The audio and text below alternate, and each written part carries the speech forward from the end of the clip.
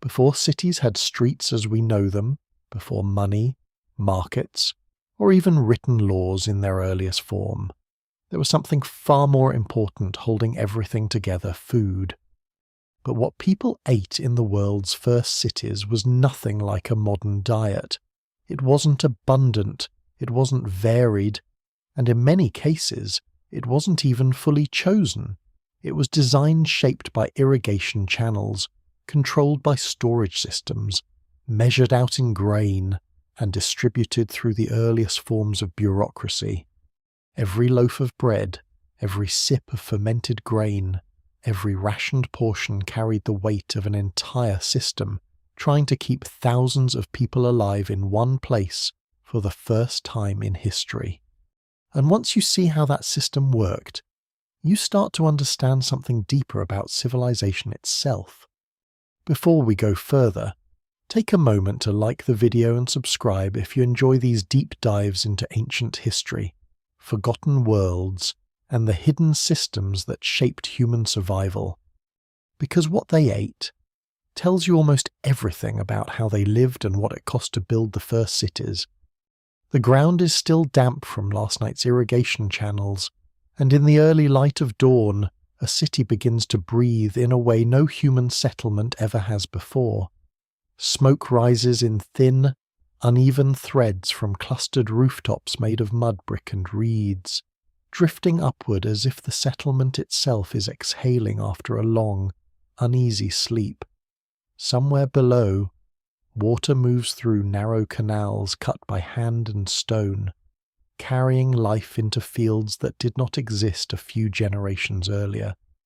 And inside this fragile new world, something quietly revolutionary is taking place every single day, without anyone fully recognizing its scale. Humans are no longer simply eating from the land. They're beginning to organize what the land will become. Before going deeper into this world where survival itself starts to change shape, take a moment to like the video and subscribe, if this is the kind of history and mystery you enjoy. At this point in human history, the idea of breakfast or dinner as structured meals is still forming, but something far more important is already established.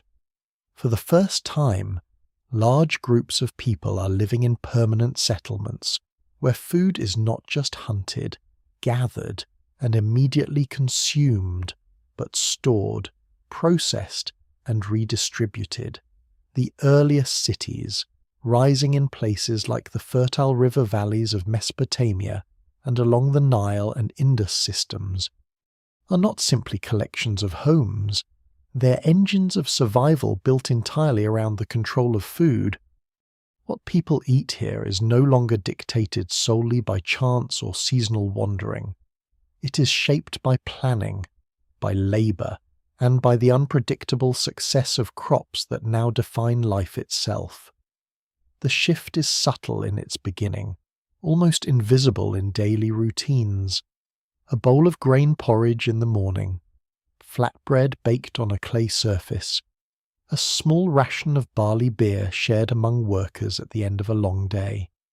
Yet behind these simple meals lies a transformation so profound that it will eventually redefine human civilization.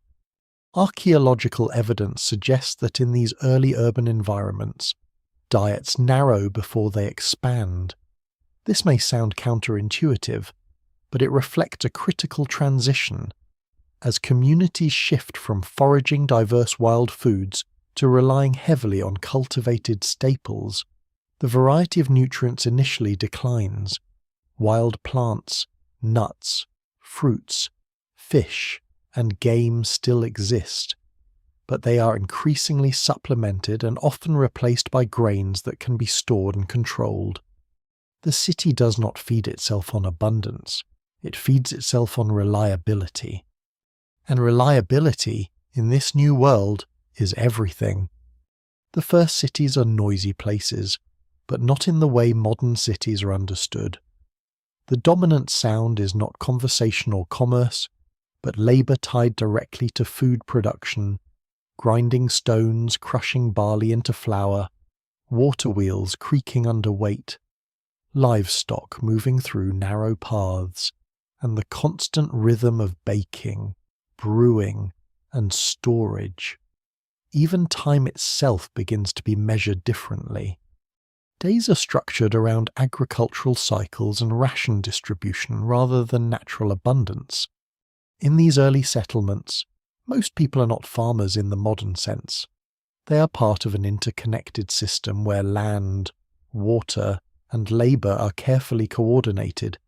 Fields outside the city walls stretch like controlled extensions of human will, but they remain vulnerable. A delayed flood, a dry season, or a failed harvest does not just threaten individual households anymore, it threatens the entire urban population. This dependence reshapes not only survival, but appetite. Foods that can be stored become dominant not because they are superior in taste or nutrition, but because they are dependable. Wheat and barley begin to replace more fragile food sources. Lentils and chickpeas appear regularly in cooking pots. Bread becomes more than a food item. It becomes a symbol of stability itself. Even when fresh produce is available, the structure of urban life favours what can endure. Yet within this apparent simplicity lies an unexpected complexity. Early urban diets are not uniform. They vary dramatically depending on class, occupation, and access. Elite households often maintain more diverse food sources, including imported goods, preserved meats, and seasonal fruits. Labourers, by contrast, may rely almost entirely on grain-based meals.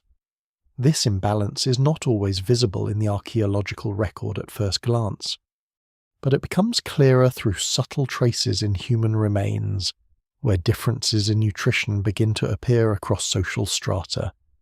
The earliest cities are, in a sense, experiments in feeding large populations under conditions that have never existed before. No prior human society has attempted to sustain tens of thousands of people in a single, fixed location, relying on controlled food production.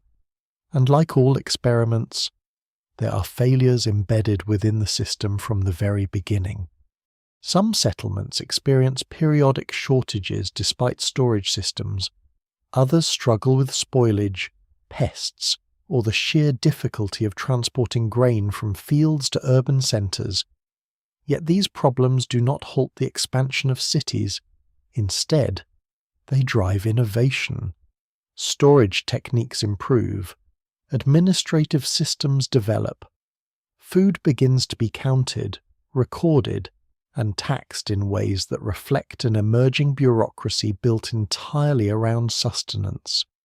What is most striking, however, is not the sophistication of these systems, but how quickly they become essential. Within just a few generations, people are born into a world where urban food structures feel natural, even inevitable. The idea of stepping away from cultivated land into open foraging becomes not just impractical, but almost unthinkable. Civilization begins to reorganize itself around the assumption that food must be produced, managed, and distributed through collective systems. And still, beneath this emerging order, there is a quiet tension. The more stable the food supply becomes, the more dependent it becomes on fragile conditions, predictable weather, consistent labour, functioning irrigation, and centralized authority. Every meal eaten in the city carries within it a hidden vulnerability, a reminder that this new way of life exists only as long as multiple systems continue to align. As the sun rises higher over these first cities, illuminating fields that stretch beyond their walls like carefully drawn boundaries between chaos and control, the people living within them continue their daily routines. They grind, bake, store, and ration. They eat meals that are simple, repetitive, and deeply tied to the land they no longer roam. And without realizing it, they are participating in one of the most significant transformations in human history, the invention of urban food itself. The river does not move in silence.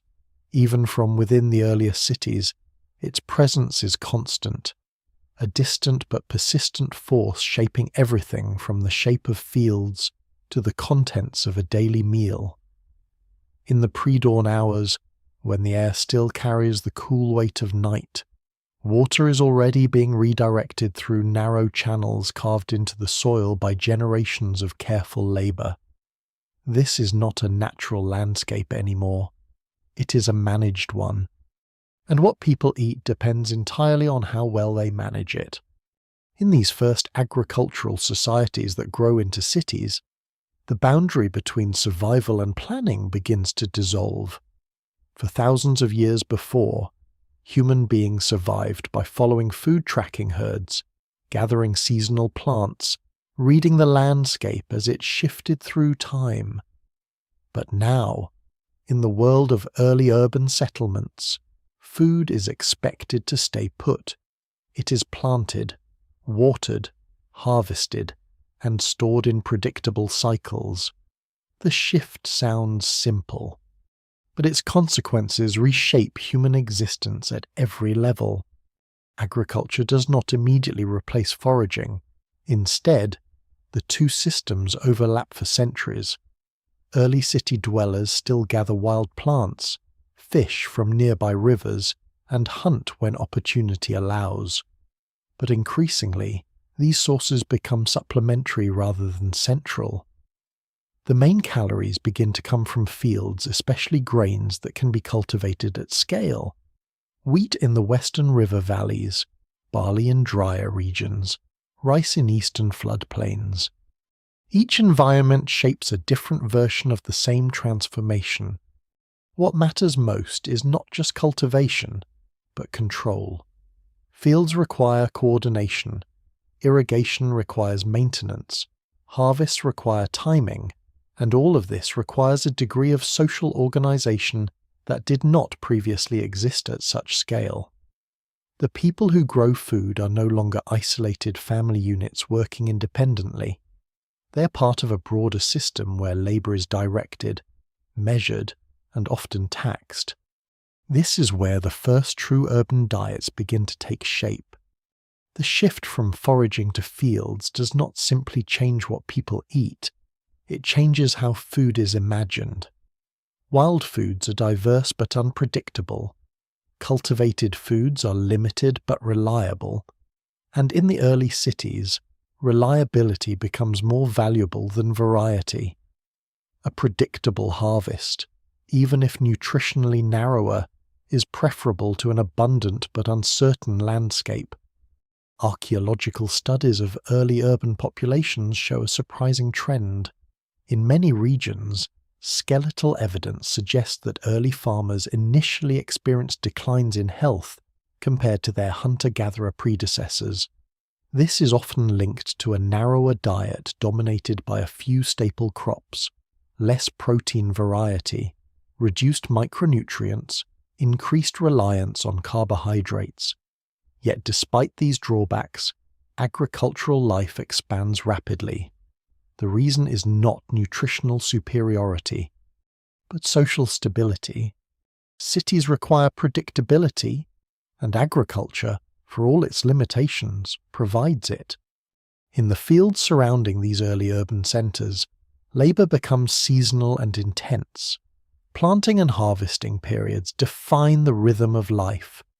Between these peaks, maintenance dominates repairing canals, guarding storage, managing livestock. Food production is no longer a daily improvisation but a structured cycle that dictates the movement of entire populations. Inside the cities, this external structure begins to shape daily meals. Grain becomes the foundation of almost every dish. It is ground into flour using stone querns, mixed with water, and baked into flatbread. It is boiled into porridge. It is fermented into early forms of beer, which, in some societies, becomes a major source of calories and hydration. These are not luxury items. They are the backbone of survival. The reliance on grains is not accidental. Grains are efficient.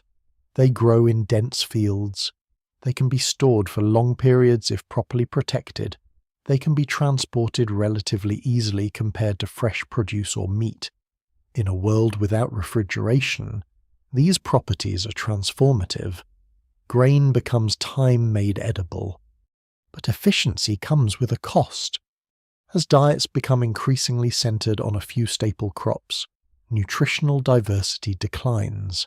This does not immediately lead to collapse, but it leaves subtle traces in the human body. Teeth wear differently. Bone growth reflects dietary stress. Some populations show signs of anemia or chronic nutritional deficiency. These patterns are not uniform, but they appear often enough to suggest that the early urban diet is a compromise between abundance and limitation. At the same time, the expansion of agriculture allows cities to grow far beyond what wild ecosystems alone could support. Population density increases, specialized labor emerges. People begin to live lives entirely separate from food production craftsmen, administrators, builders, and scribes, all relying on others to grow their food. This is one of the most important consequences of agriculture. It enables specialization, which in turn enables civilization itself. Yet specialization also creates dependence. A city can no longer survive if its fields fail.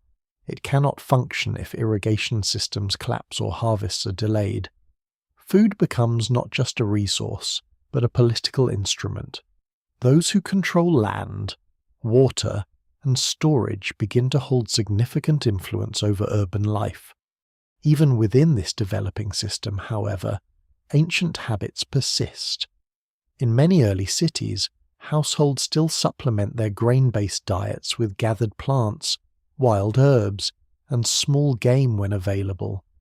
Rivers continue to provide fish. Seasonal fruits remain part of the diet when harvest conditions allow. The transition is not clean or absolute.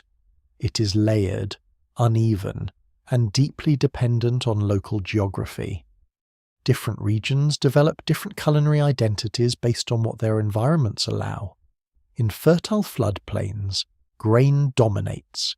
In river-rich areas, fish becomes a crucial supplement. In pastoral zones, dairy and meat play a larger role. But across all these variations, one pattern remains consistent. Cultivated food increasingly defines urban life. And as fields expand, they begin to reshape not just diets, but landscapes themselves. Forests are cleared, wetlands are drained, irrigation channels redirect entire water systems. The environment is no longer something humans simply inhabit. It is something they actively reconstruct to sustain their food supply. There is quiet irony in this transformation. The more control humans gain over food production, the more vulnerable they become to disruptions within that system. A failed harvest is no longer just a seasonal inconvenience. It becomes a potential crisis for thousands of people living in close proximity. The stability of the city is built on a foundation that must be constantly maintained. As the fields outside the earlier cities sway in the wind, carrying the weight of developing civilization within their stalks of grain, something fundamental is taking shape. Food is no longer just what humans find in the world, it is what they build the world around. And that change, once set in motion, begins to echo far beyond the first cultivated plots of land. The silence inside a granary is not natural. It is constructed. Thick mud brick walls hold back heat, pests, moisture, and time itself, creating a sealed pocket where harvested grain can remain untouched for months, sometimes years. In the earliest cities, these storage spaces are not just functional buildings. They are the hidden foundation of civilization, more important in practice than temples or palaces, because everything else depends on what they contain. At the moment when the first cities begin to stabilize their food systems, something unprecedented happens. Humans start producing surplus food in quantities large enough to outlast immediate survival needs. This surplus is not merely extra, it is transformative. It changes how societies think about time, planning, and risk. For the first time, food is no longer entirely consumed at the point of harvest. It is carried forward into the future. Grain lies at the center of this shift. Wheat and barley in the western river valleys and rice in eastern floodplains become the primary currencies of survival. Unlike fruit or meat, grain can be dried and stored without immediate spoilage if protected properly. This single property allows cities to decouple themselves, partially, from the immediate unpredictability of nature. A good harvest does not have to be eaten immediately. It can be measured, divided, and preserved. But preservation is never passive. It requires infrastructure, it requires labor, it requires authority. The earliest granaries are often simple structures, at first pits lined with plaster, baskets sealed with clay, raised platforms designed to keep rodents away. Over time, they become more sophisticated. Entire districts within cities are dedicated to storage. Archaeological remains from ancient Mesopotamian sites reveal large-scale administrative granaries that suggest centralized control over food distribution. These are not private household reserves alone. They are collective systems. And wherever grain is collected, something else appears alongside it: record-keeping. The need to track surplus leads to the development of counting systems. Tokens, markings, and eventually early forms of writing emerge not from storytelling or philosophy, but from the practical necessity of managing food. How much grain was collected from a field? How much is allocated to workers? How much remains in storage after seasonal distribution? These questions demand precision, and precision demands abstraction. In this way, food storage becomes one of the hidden engines behind early bureaucracy. Within the cities, granaries are often placed under heavy protection. They're guarded not only against animals and weather, but also against human desperation. A failed harvest or delayed supply chain can turn storage facilities into the most contested spaces in the entire urban environment. Control over grain means control over survival. In some societies, rulers and temple institutions gain authority largely through their role in managing these reserves. The presence of surplus does not eliminate scarcity. Instead, it reshapes it. Scarcity becomes less about absolute absence of food and more about access, distribution, and timing. A granary full of grain means little to a household that cannot receive its ration.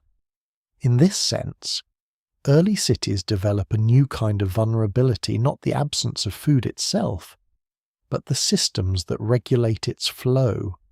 Daily meals in this context reflect both abundance and limitation. On good days, workers receive measured portions of bread or porridge, sometimes supplemented with legumes, oil, or small amounts of fish or meat. On more difficult days, rations may be thinner, more heavily dependent on grain alone. The rhythm of eating becomes tied to administrative systems rather than purely household production. Beer, in particular, becomes deeply integrated into this system. In many early urban societies, fermented grain beverages are not luxuries but staples of nutrition. They provide calories, hydration, and a safer alternative to untreated water. In some labor contexts, beer is even issued as part of wages, reinforcing its role as both food and currency. The boundary between nourishment and payment begins to blur. Yet despite these systems of control, granaries are never completely secure. Pests infiltrate storage, moisture causes spoilage, fires can destroy entire reserves, and perhaps most critically, human conflict can disrupt distribution at any moment. A city's survival may depend on systems that are both highly organized and constantly fragile.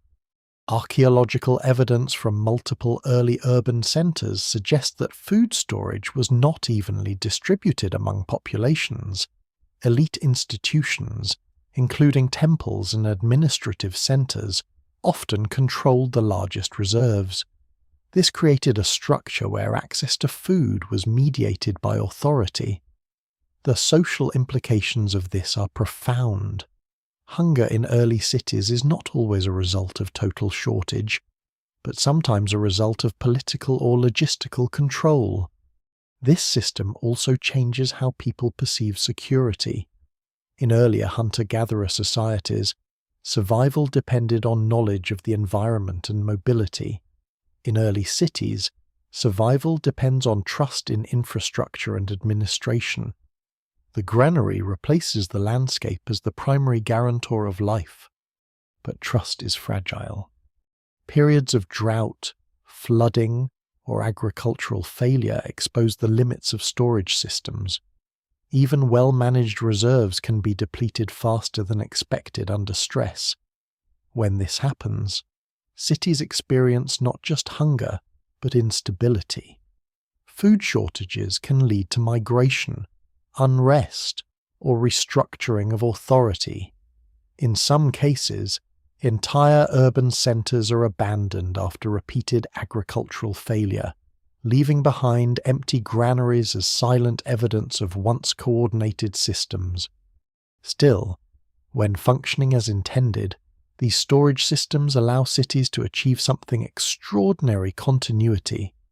Food becomes something that can be accumulated across seasons, redistributed across populations, and planned across years.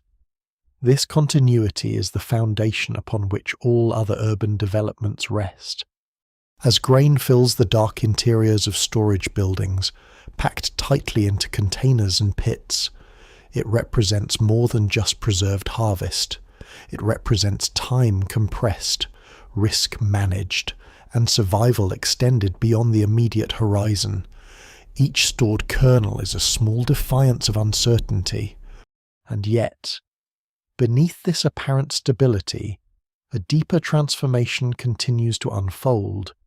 The more cities depend on stored food, the more their survival becomes tied to systems that require constant maintenance, oversight, and control.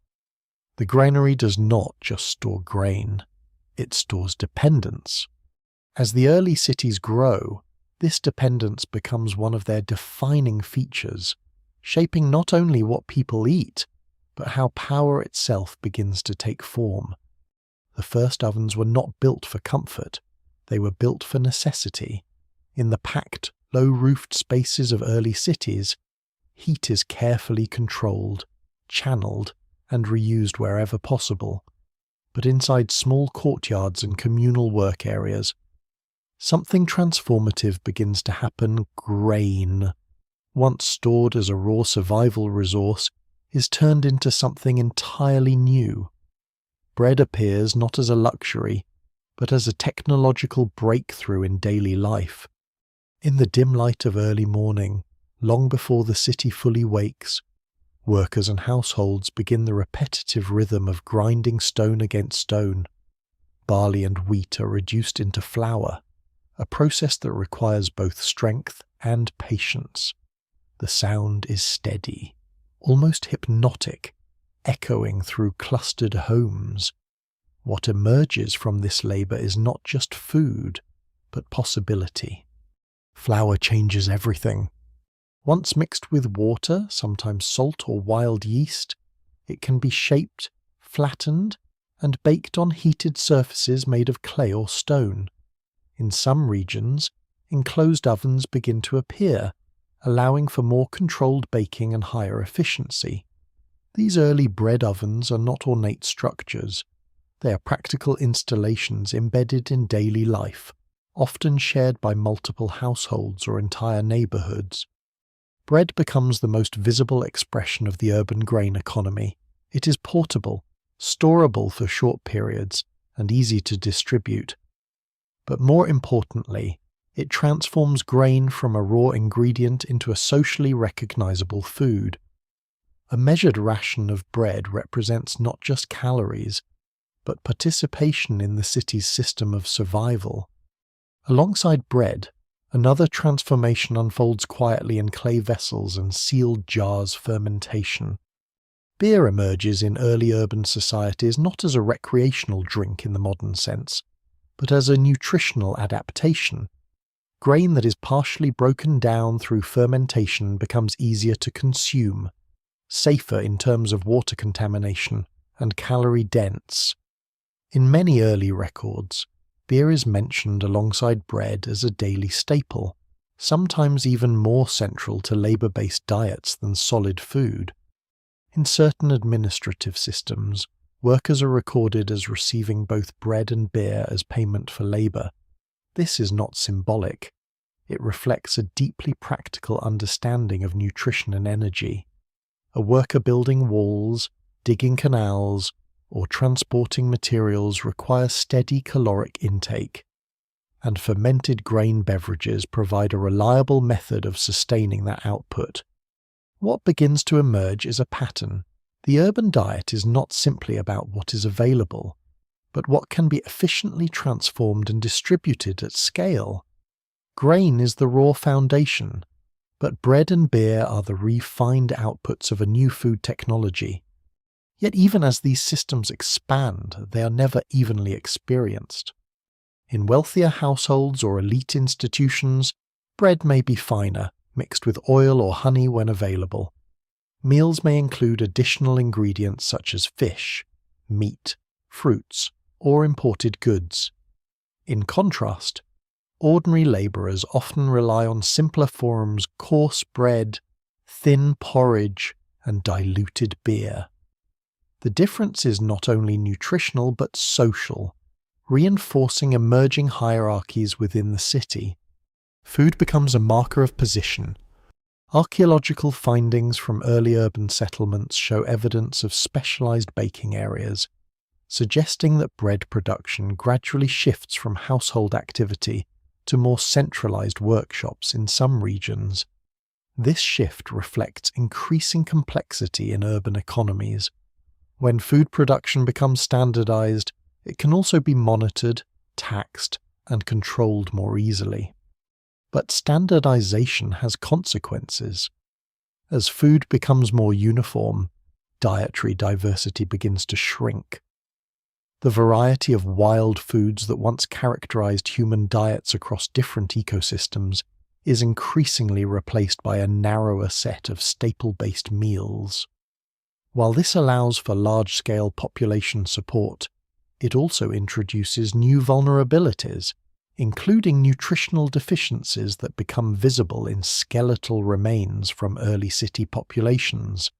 Still, from the perspective of survival, the system works. Cities grow, populations expand, labor becomes more specialized, and bread, in its many forms, becomes one of the most recognizable symbols of this transformation. The architecture of food production also begins to shape the architecture of the city itself.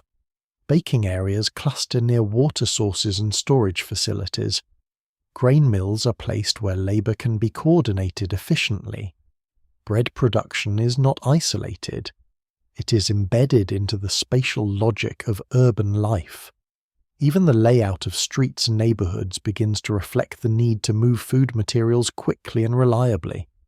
At the same time, fermentation technologies spread beyond beer. Early forms of fermented dairy appear in pastoral regions connected to urban centers. Preserved foods, including dried meats and salted products, begin to emerge as responses to the same challenge: how to extend the usability of food beyond its natural limits. Salt, in particular, becomes increasingly important, not only as a seasoning but as a preservation tool. In environments where refrigeration does not exist, controlling microbial decay is essential. salted and dried foods extend survival during periods of scarcity, reinforcing the broader system of food stability that early cities depend upon. Yet even with these innovations, the fundamental structure remains unchanged. Grain is still the core, bread and beer are still its primary transformations, and cities remain dependent on the fragile balance between harvest, storage, and distribution. There is also something quieter happening beneath the surface of these developments. The act of eating begins to change socially. Meals become more structured, less spontaneous. Shared food reinforces communal identity, but also reflects the rhythms of labor and administration. Eating is no longer just a response to hunger, it is increasingly shaped by timing, rationing, and institutional schedules. In this way, food becomes not only sustenance but coordination. As ovens cool at the end of the day and fermentation continues in sealed vessels, the city settles into a rhythm defined by grain, heat, and time. Bread and beer circulate through households, workshops, and administrative centers, binding the population into a shared system of survival that is both remarkably efficient and deeply dependent on constant stability. And within this system, something fundamental is being established, the idea that civilization itself is built not just on land or water, but on the transformation of raw harvest into controlled nourishment. Water is never still in the first cities. Even when it appears calm in canals or storage basins, it is always in motion somewhere beneath the surface of human control. It is diverted, measured, released, and redirected through channels carved with an understanding that survival now depends on precision rather than abundance. Without water, there is no grain. Without grain, there is no city. And without the city, there is no system of food at all. Irrigation begins as a solution to a simple problem: how to make crops survive in environments where rainfall alone is unreliable. But it quickly becomes something far larger. Once water is redirected on a meaningful scale, it reshapes not only agriculture, but the entire structure of settlement, labor, and diet. Fields expand beyond natural flood patterns. Harvests become more predictable. And with predictability comes the possibility of sustaining larger populations in fixed locations. In regions like the early river valleys of Mesopotamia and Egypt, irrigation transforms landscapes that were once seasonal and uncertain into engineered agricultural zones. Canals branch outward like veins, carrying life to fields that would otherwise remain dry. What people eat in these cities begins to depend less on local ecology and more on the maintenance of hydraulic infrastructure. This shift is subtle at first, almost invisible in daily meals. Bread is still bread, porridge is still porridge, beer remains a staple. But behind these familiar foods, the conditions that produce them are becoming increasingly complex. A delay in water flow can affect planting cycles.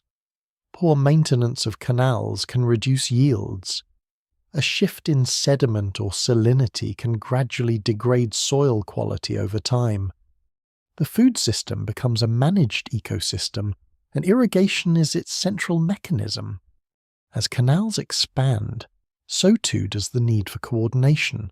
Water must be allocated, schedules must be followed, labor must be organized to clean, repair, and monitor distribution channels. This creates one of the earliest forms of large-scale infrastructure management in human history. The act of feeding a city is no longer simply agricultural, it is administrative. And with administration comes hierarchy. Those who control water distribution gain significant influence over food production. In some early societies, irrigation systems are closely tied to temples or centralized authorities, reinforcing the idea that access to water is not purely a natural right but a managed resource. This control directly shapes what people eat, when they eat, and how reliably they can expect their next meal. Despite these systems, irrigation is never fully stable. Rivers shift course, floods arrive too early or too late. Sediment builds up in channels, requiring constant dredging. The system demands continuous human intervention. Without it, the fields that sustain the city quickly lose productivity. What is often overlooked in discussions of early cities is that their success is not based on permanent stability, but on continuous repair.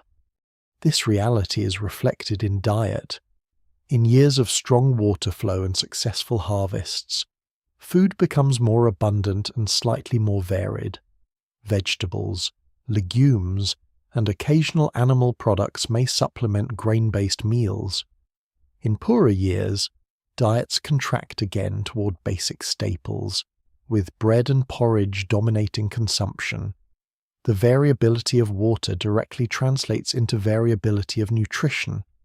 Archaeological evidence from irrigation-based societies suggests that long-term dependence on managed water systems can also lead to environmental changes.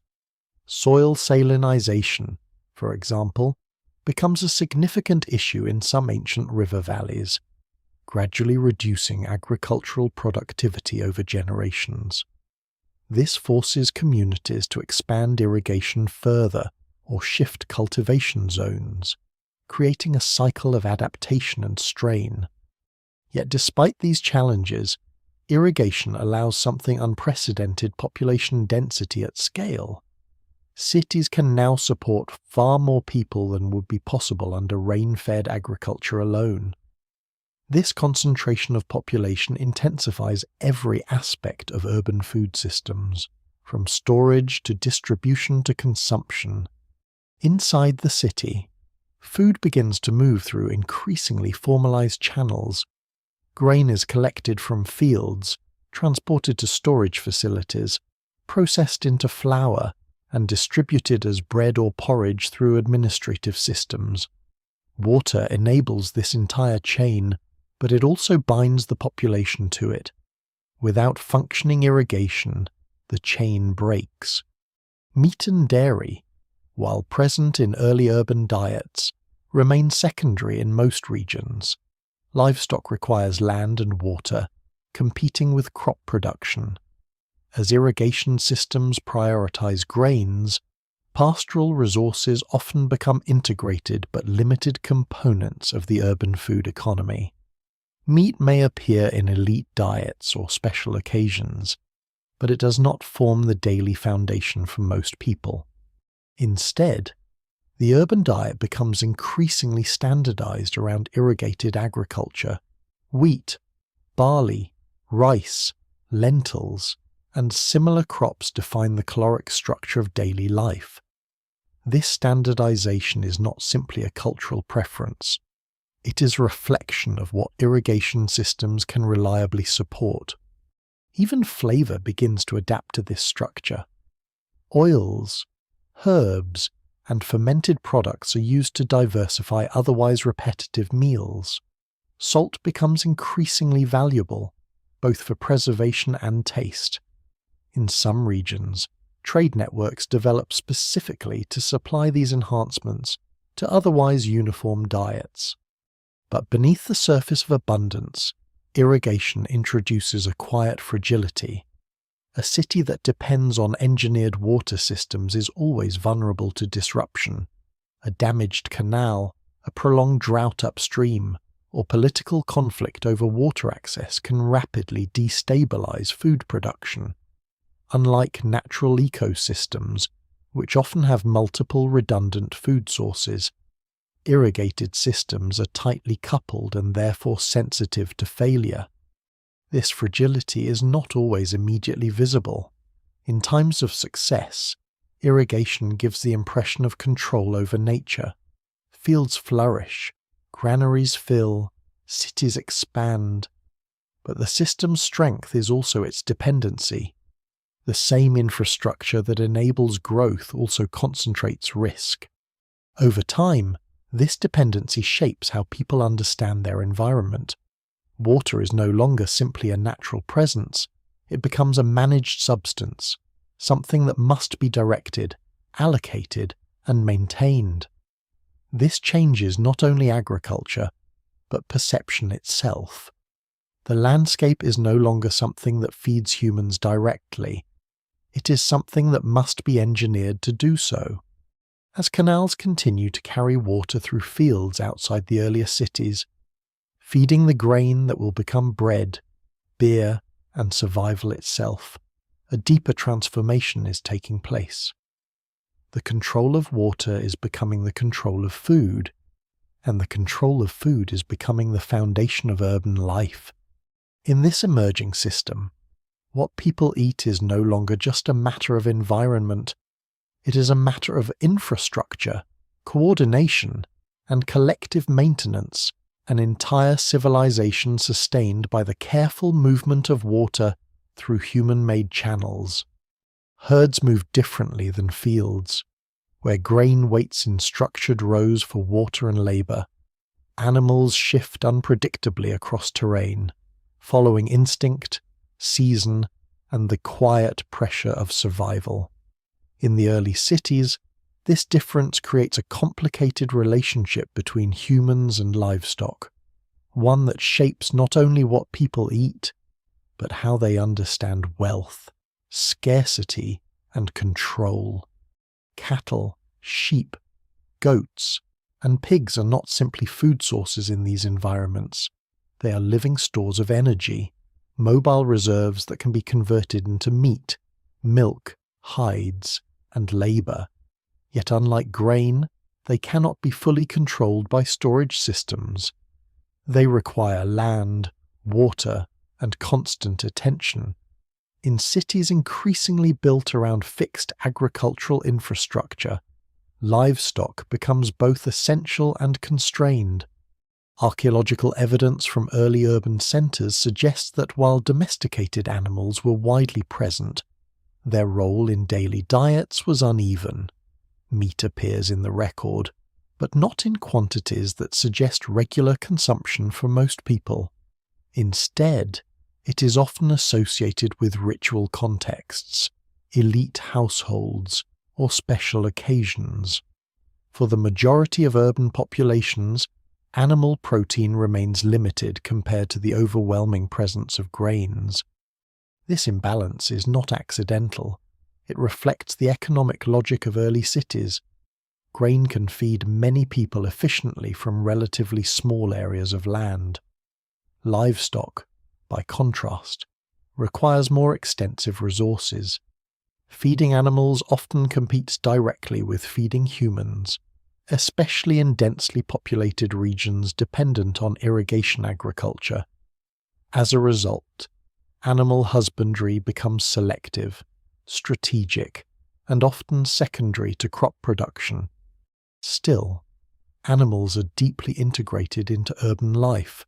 They are used for ploughing fields, transporting goods, and providing secondary products such as milk, wool, and leather.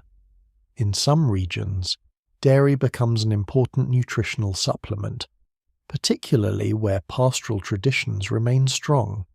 Milk can be processed into cheese or yogurt-like products, extending its usability and making it more compatible with storage needs. Yet even dairy production is not evenly distributed. It depends on herd management, seasonal cycles, and environmental conditions. In dry periods or years of agricultural stress, animal populations can shrink, further limiting access to meat and milk. This reinforces the broader pattern of early urban diets' heavy reliance on stable crops, with animal products serving as intermittent supplements rather than foundations. What emerges is a clear dietary hierarchy. At the base are grains, wheat, barley, rice providing the majority of calories.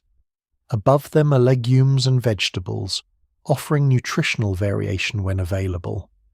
At the top are animal products, rare and often reserved for specific contexts.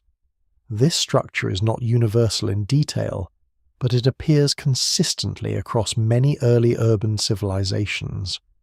The social implications of this hierarchy are significant. Access to meat becomes a marker of status. Elite households consume more varied diets, including higher proportions of animal protein. Administrative records from some ancient societies suggest controlled distribution of livestock products, reinforcing the idea that food is not only a matter of production, but of allocation and authority. At the same time, animals serve as a form of wealth storage. Livestock can be accumulated, traded, or sacrificed, making it a flexible resource in ways that grain sometimes cannot match. This dual role, both economic and nutritional, gives animals a unique position within early urban systems. They are both food and capital, both sustenance and status. But this system is fragile in its own way. Disease can spread rapidly through herds, drought can reduce grazing capacity, overgrazing near cities can degrade surrounding landscapes. These pressures force communities to carefully balance animal populations with agricultural needs. In some regions, this leads to gradual specialization, where certain areas focus more on pastoral production, while others prioritize crops. Urban diets, therefore, become the result of negotiation between competing systems of food production. Grain provides stability, livestock provides diversity, but neither exists in isolation. They're interconnected within a broader economic and environmental framework that defines what is possible to eat and in what quantities. One of the more surprising findings in archaeological studies of early urban populations is the presence of nutritional stress indicators, even in societies with apparent food surpluses. This suggests that abundance at the system level does not always translate into equal access at the individual level. Some people eat well, others far less so, depending on social position, labor role, and distribution networks.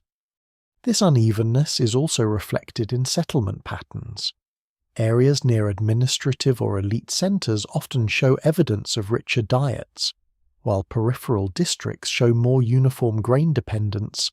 Food, in this sense, becomes a map of inequality embedded within the city itself. Despite these disparities, livestock remains culturally important. Animals are deeply embedded in symbolic systems, religious practices, and economic exchanges. They represent fertility, power, and continuity in ways that grain alone cannot. In many early societies, the act of slaughter or sacrifice is not merely practical but ritualized, linking human survival to broader cosmological meanings. Yet from a purely dietary perspective, the urban population remains fundamentally grain-based. Meat is present, but limited. Dairy is useful, but variable. The everyday meal is still dominated by bread, porridge, and fermented grain products. This consistency is both a strength and a limitation. It allows cities to grow, but it narrows the nutritional landscape. As cities expand, the pressure on surrounding environments increases. More land is needed for both crops and grazing. This can lead to deforestation, soil depletion, and competition between agricultural and pastoral zones. Over time, these pressures influence settlement patterns, trade routes, and even political structures. In this way, the question of what people eat in the first cities cannot be separated from the question of how land is used. Livestock and crops are not just food sources. They are forces that reshape entire landscapes in order to sustain urban life. And as these systems grow more complex, the balance between grain and herd, between field and pasture, becomes one of the defining tensions of early civilization. It is a balance that determines not only diets, but the long-term stability of the cities themselves. Inside the earliest cities, meals are never just meals. They are structured expressions of access, labor, and position. quietly revealing who is essential to the system and who is merely sustained by it. A worker breaking stones for walls receives a different ration than a scribe recording grain totals. A household connected to administrative authority eats differently from one on the city's edge. Food does not only fill bodies, it organizes them. As urban populations expand, this differentiation becomes more visible, even if it is not always openly acknowledged. Archaeological patterns suggest that nutritional disparities exist within the same settlements, sometimes within walking distance of one another. The same grain system that feeds the city also distributes inequality through it, shaping diets in ways that reflect social structure as much as environmental availability. At the center of this system are rations. In many early urban societies, especially those in Mesopotamia, food is not simply purchased or gathered at will. It is allocated through institutional systems that track labor and distribute grain accordingly. Bread and beer become standardized units of subsistence, tied directly to work obligations. What a person eats is often determined not by personal choice, but by administrative record. This is one of the most profound shifts in human dietary history. For the first time, large populations are fed through organized systems rather than household autonomy or direct environmental interaction. The city becomes an intermediary between people and food. Yet within this structure, variation persists. Elite households often maintain broader access to diverse foods. Archaeological remains suggest that these groups consumed higher proportions of meat, fish, fruits, oils, and imported goods. Their diets reflect both wealth and connection to trade networks that extend beyond the immediate agricultural base of the city. In contrast, labouring populations rely heavily on grain-based staples. Bread, porridge, and diluted beer form the core of daily sustenance. These foods are efficient, predictable, and easy to distribute at scale. But they also lack the nutritional diversity found in more varied diets. Over time, this creates subtle biological differences within populations, visible in skeletal remains as variations in bone density, tooth wear, and growth patterns. Food inequality in early cities is not always dramatic or visible in daily life.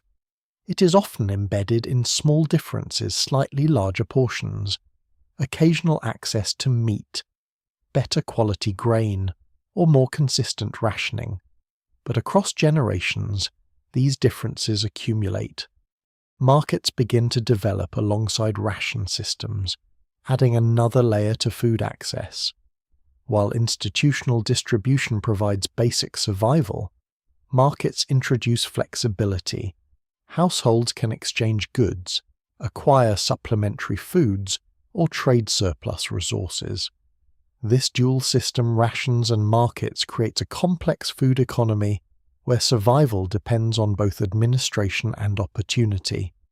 In some cities, marketplaces become vibrant centers of exchange where food diversity temporarily expands.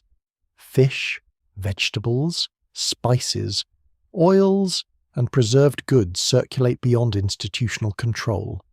However, access to these markets is not equal.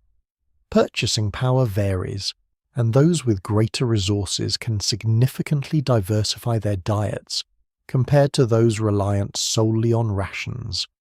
Spices and flavoring agents, though often small in quantity, play an outsized role in this system. Salt, herbs, and fermented condiments are used not only for taste, but for preservation and psychological relief from monotonous diets. In a world dominated by grain-based meals, even minor variations in flavor carry significant cultural weight. At the same time, food preparation itself becomes increasingly specialized. Baking, brewing, and cooking may shift from household tasks to workshop-based production in some regions. This specialization increases efficiency, but also reduces household control over food transformation. What people eat is shaped not only by what is produced, but by how it is processed. The urban diet, therefore, is not a simple reflection of available resources. It is the outcome of layered systems agriculture, storage, administration, trade, and labor organization. Each layer filters food in different ways before it reaches the table. One of the most striking aspects of this system is its stability despite its inequalities. Even in periods of social tension or environmental stress, cities often continue to function because grain distribution systems maintain a baseline level of survival. This does not eliminate hardship, but it prevents total collapse in many cases. However, stability is not the same as resilience. When multiple pressures converge, poor harvests, administrative failure, or external conflict, the food system can strain rapidly. In such moments, the very mechanisms that sustain the city can also become points of vulnerability. Dietary evidence from early urban populations occasionally reveals signs of stress during such periods. Nutritional deficiencies increase. Diets become even more uniform. Reliance on low-quality grain intensifies. These patterns suggest that while cities can buffer against short-term scarcity, prolonged disruption leaves clear biological traces. Despite these vulnerabilities, the system persists and expands. Food distribution networks grow more complex. Storage facilities become larger. Administrative records become more detailed. The act of feeding a city becomes an increasingly sophisticated operation, involving coordination across vast areas of land and labor. And yet, at the level of individual experience, meals remain relatively simple.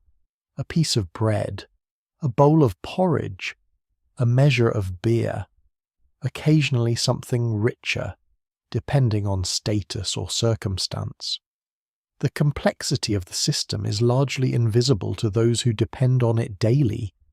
This contrast between systemic complexity and personal simplicity is one of the defining characteristics of early urban food life. Behind every basic meal lies an entire infrastructure of agriculture, irrigation, storage, labor, and administration. But to the individual, it appears as routine. As cities continue to grow, this system of structured inequality becomes embedded in their very fabric. Food does not merely reflect society, it helps construct it, reinforcing distinctions between groups while sustaining the collective whole. And within this balance of stability and disparity, the first cities continue to feed themselves. One ration, one market exchange, and one carefully distributed meal at a time. The first marketplaces do not announce themselves with noise or spectacle. They emerge gradually, where paths intersect, where storage meets transport, and where surplus grain begins to move beyond the strict boundaries of administrative control. In these spaces, food stops being only a rationed necessity and becomes something more fluid, something exchanged, negotiated, and quietly competitive. Early cities do not rely on markets in the modern sense. Institutional systems still dominate food distribution. Grain is collected, recorded, and issued through structured channels tied to labor and authority. But no system is perfectly complete. Surpluses appear in households. Small-scale production exceeds immediate needs. Trade between neighbors begins to form informal networks. Over time, these interactions concentrate in specific places, and those places become markets. What makes these early markets significant is not their scale, but their function. They introduce flexibility into an otherwise rigid food system. A household dependent on grain rations can supplement its diet with fish, purchased from a river trader. A laborer can exchange tools or services for additional food. Even small variations in access begin to expand dietary diversity beyond what institutional systems alone can provide. Food, in these settings, becomes both sustenance and currency. Grain itself is often used as a medium of exchange. Measured portions of barley or wheat can be traded for labour, goods, or services. This creates an economy where food is not only consumed but circulated, stored, and converted into value. The marketplace also changes how people perceive abundance. Within institutional systems, food is distributed according to fixed schedules and controlled quantities. In markets, availability becomes more visible and dynamic. A good harvest season can result in temporary surpluses that lower prices or increase access to diverse foods. A poor season can sharply restrict what is available, revealing how closely markets remain tied to agricultural reality. Despite their flexibility, markets do not replace institutional food systems. Instead, they exist alongside them, creating a dual structure of urban nutrition. One system ensures baseline survival, the other introduces variability and opportunity. Together they form a layered economy of food access. Within these markets, certain goods carry disproportionate cultural and nutritional value. Fish from rivers, fresh vegetables from nearby fields, oils pressed from seeds, and preserved foods from distant regions all circulate through trade networks. These items often supplement the otherwise grain-heavy diet of urban populations, adding essential nutrients that institutional rations may lack. Spices and flavouring agents begin to play a subtle but important role in this system. Salt, in particular, becomes a crucial commodity not only for taste but for preservation. In environments without refrigeration, controlling decay is essential. Salted fish, dried meats, and preserved vegetables allow food to move beyond immediate production zones and seasonal constraints. Even small quantities of these preserved goods can significantly alter the quality and variety of urban diets. Markets also encourage specialization. Some individuals focus on producing surplus goods specifically for trade. Others become intermediaries, transporting food between rural producers and urban consumers. This creates early forms of supply chains, linking agricultural zones to urban consumption patterns in increasingly structured ways. Yet access to markets is not evenly distributed. Wealth, proximity, and social connections all influence who can participate fully. While institutional rations provide a baseline for survival, market access determines the extent of dietary diversity. In practical terms, this means that even within the same city, what people eat can vary significantly depending on their position within the urban economy. Archaeological evidence suggests that this dual system of food distribution, rations, and markets coexists for long periods in many early civilizations. It is not a transition from one system to another, but a layered structure that evolves over time. Institutional control remains central, but market activity gradually expands its influence.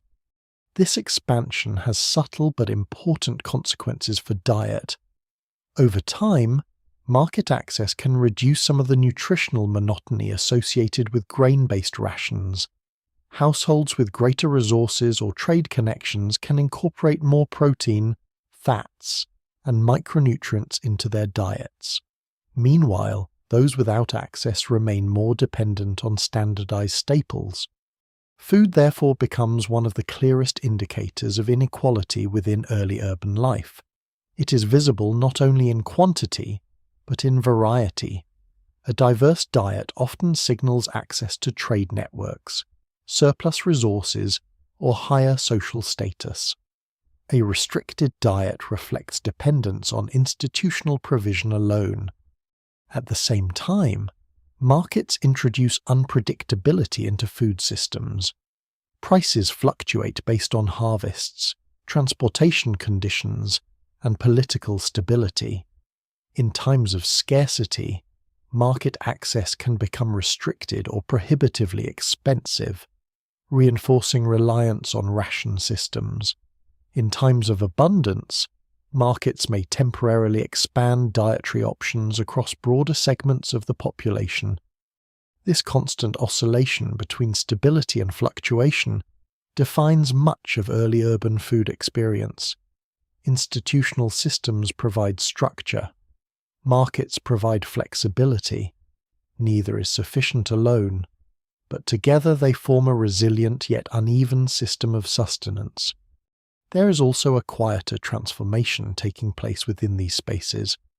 Food begins to carry not only nutritional and economic value, but social meaning.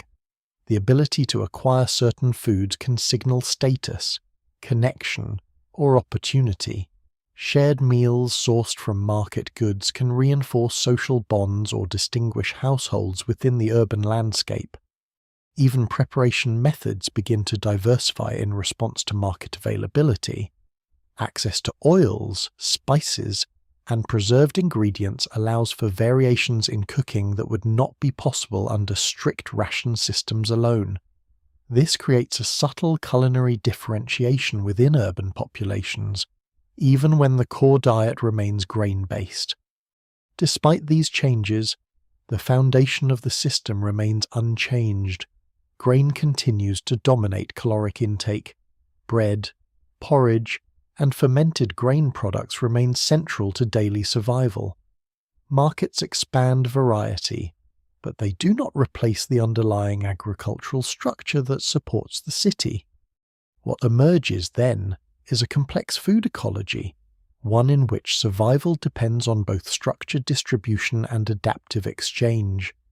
The city feeds itself through overlapping systems that are constantly adjusting to environmental conditions, labor dynamics, and social inequality.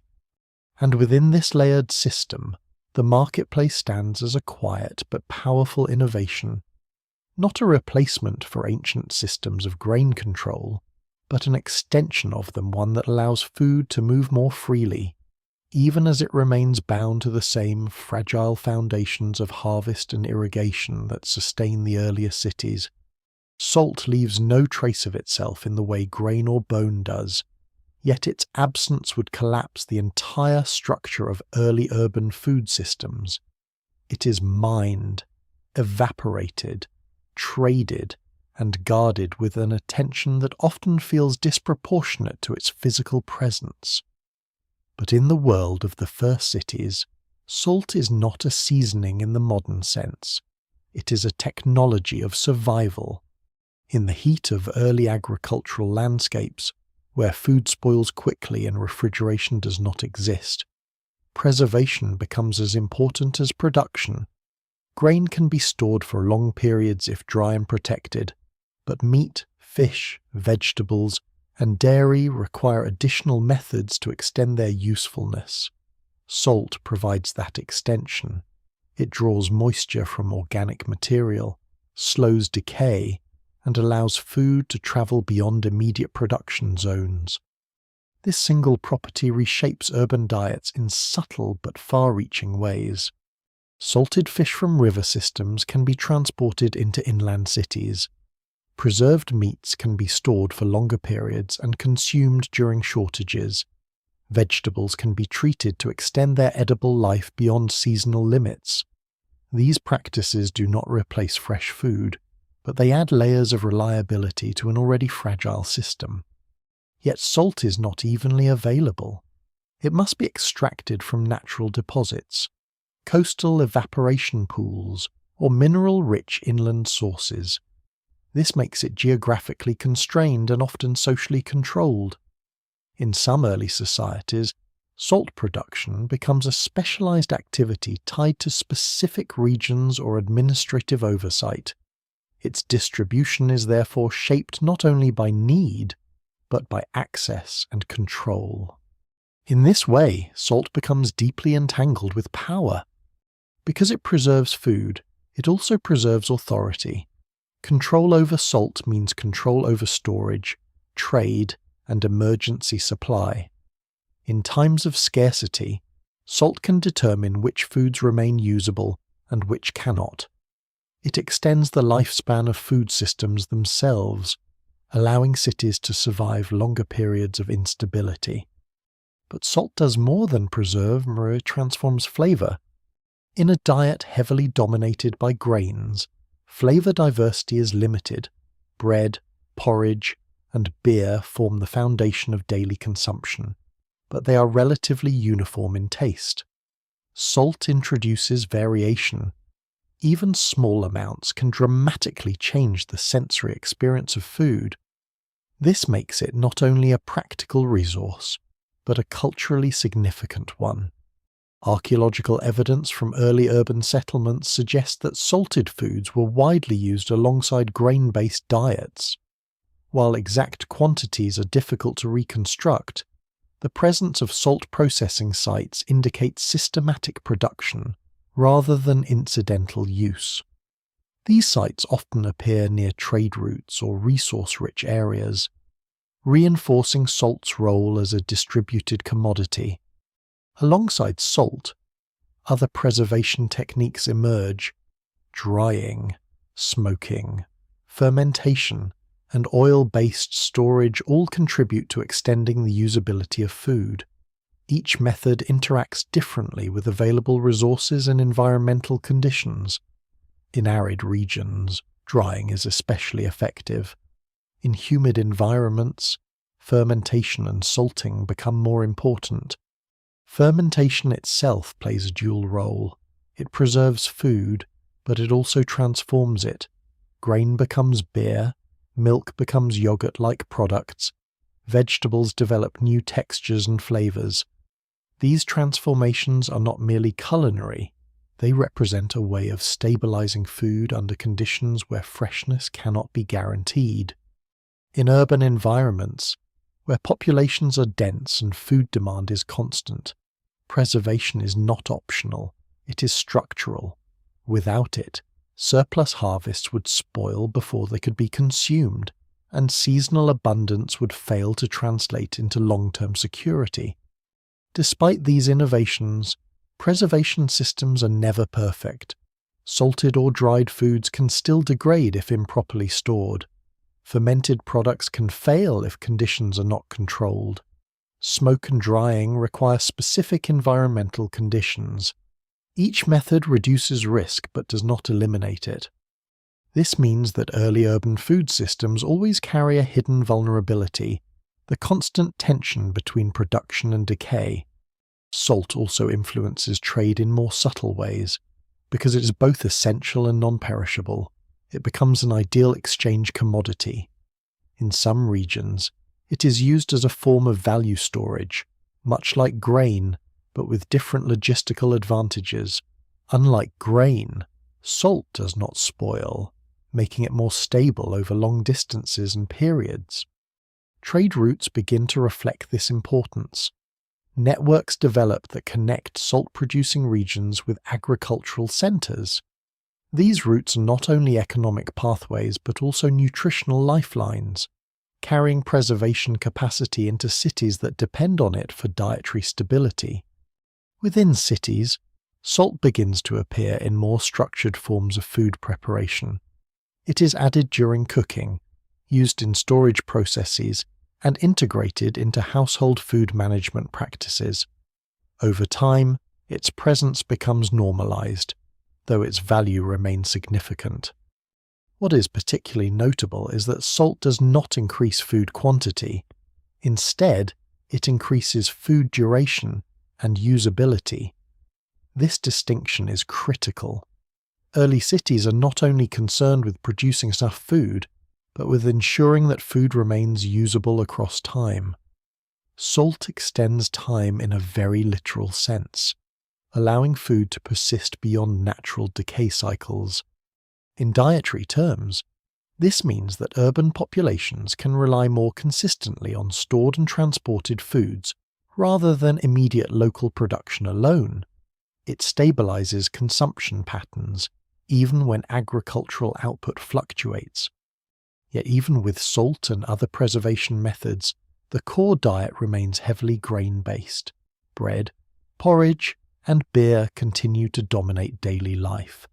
Preservation enhances variety, but it does not fundamentally alter the structure of consumption. Instead, it operates in the background, quietly sustaining the system. There is also a psychological dimension to salt. In monotonous diets, flavor variation becomes increasingly important. Small changes in taste can significantly affect perception of meals. Salt, in this sense, does more than preserve food physically. It preserves a sense of dietary livability within constrained systems. As cities expand, the role of salt becomes more embedded in administrative and economic structures. It is monitored, distributed, and sometimes taxed. Its importance ensures that it is rarely left entirely to informal exchange. Like grain, it becomes part of the broader infrastructure of survival.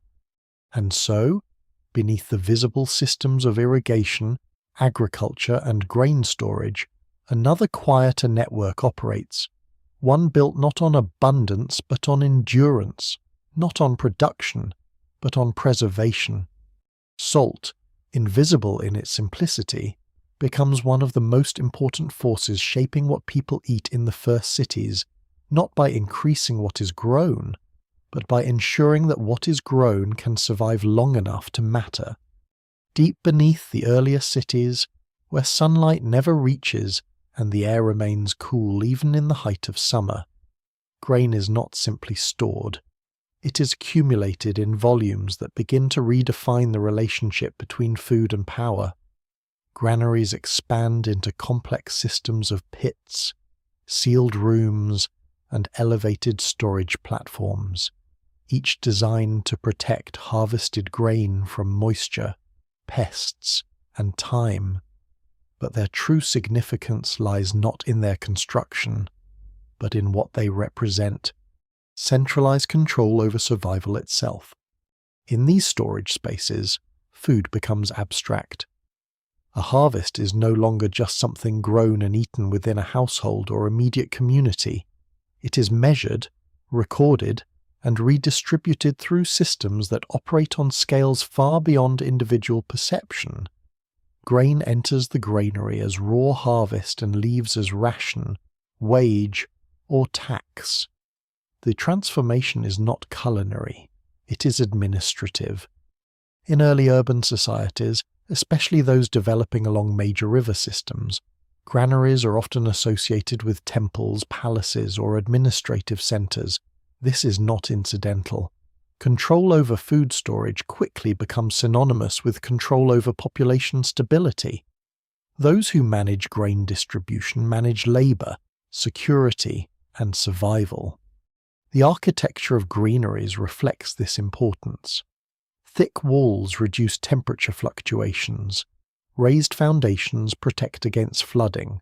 Sealed containers limit pest infiltration. Some systems use woven baskets lined with clay. Others rely on large ceramic vessels or underground pits. Over time, storage becomes increasingly standardized, reflecting the growing complexity of urban administration. But perhaps the most important development linked to granaries is not architectural, it is cognitive. The need to track large quantities of stored food leads directly to the development of early accounting systems. Simple marks on clay tablets, tokens representing units of grain, and eventually more sophisticated writing systems emerge in close connection with food administration. These are not abstract intellectual inventions in their earliest forms. They are practical tools for managing surplus. How much grain entered storage after harvest? How much was distributed to workers? How much remained for future seasons? These questions require precision, and precision requires record keeping. In this way, the granary becomes one of the unexpected origins of bureaucracy. Food distribution systems in early cities are rarely equal. Some grain is allocated to laborers engaged in construction or agriculture. Some is reserved for administrative elites. Some is stored for emergency use during periods of shortage. This layered distribution creates a structure in which survival is mediated by institutional processes rather than direct access to land or wild resources. The consequences of this system are profound. For the first time in human history, large populations depend on centralized storage rather than immediate environmental abundance. This allows cities to grow beyond the limits of local ecosystems, but it also introduces new vulnerabilities. If storage systems fail, if records are mismanaged, or if distribution is disrupted, entire populations can be affected simultaneously. Despite these risks, granary systems prove remarkably effective in stabilizing urban life. They allow surplus to be transferred across seasons, smoothing out the natural variability of agricultural production. A good harvest is not wasted through immediate consumption. It is carried forward, creating a buffer against future uncertainty. This buffering effect fundamentally changes how people experience time. Food is no longer only seasonal, it becomes continuous.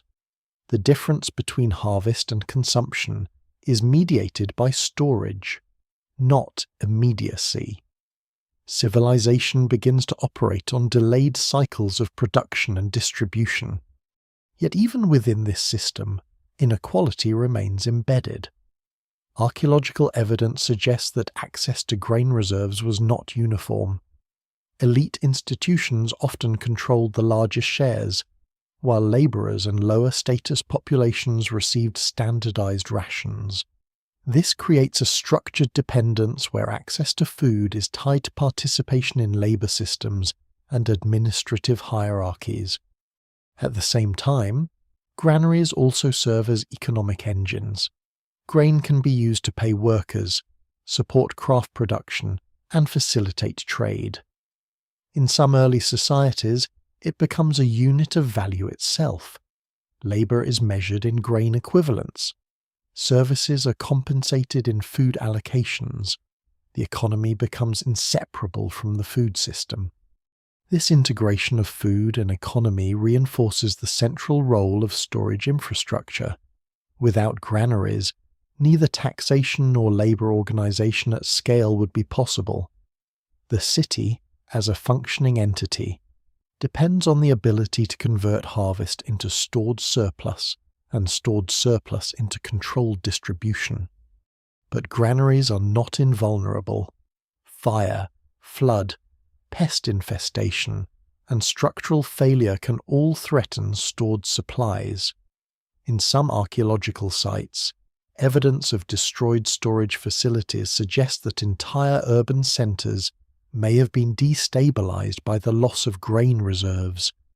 These events do not always result in immediate collapse, but they expose the fragility of systems that depend on concentrated resources.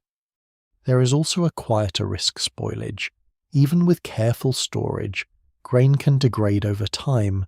Moisture, temperature fluctuations, and contamination can reduce food quality or render it unusable. This requires constant maintenance, inspection, and redistribution. Storage is not passive, it is an ongoing process. Despite these challenges, granary systems persist and expand. Their success lies not in perfection, but in scalability. They allow cities to grow far beyond what immediate ecological conditions would normally support. Population density increases. Labor specialization deepens. Urban complexity expands. In dietary terms, this system reinforces the dominance of grain. Bread, porridge, and beer remain central because they are the most efficient outputs of the storage and distribution network. Other foods exist, but they are secondary to the logic of grain management. What can be stored, measured, and allocated becomes the foundation of daily survival. Over time, granaries become more than storage facilities. They become symbols of stability, authority, and collective survival. Their presence defines the rhythm of urban life, quietly shaping what people eat and when they eat it. And within their silent enclosed spaces, filled with thousands of carefully measured units of grain, the future of civilization is not just stored, it is regulated, distributed, and carefully controlled, one ration at a time. The human body does not adapt quietly to a new diet. It records every change in food systems with slow, cumulative precision, leaving behind traces in bones, teeth, and growth patterns that only become visible thousands of years later. In the first cities, where grain dominates daily life and food is increasingly mediated through storage and administration, the body begins to reflect the consequences of this transformation in ways that are both subtle and profound. Archaeological analysis of skeletal remains from early urban centres reveals a consistent pattern: increased signs of nutritional stress compared to earlier foraging populations. This does not mean that people are starving in a constant sense. Rather, it suggests a narrowing of dietary diversity and periodic fluctuations in food access.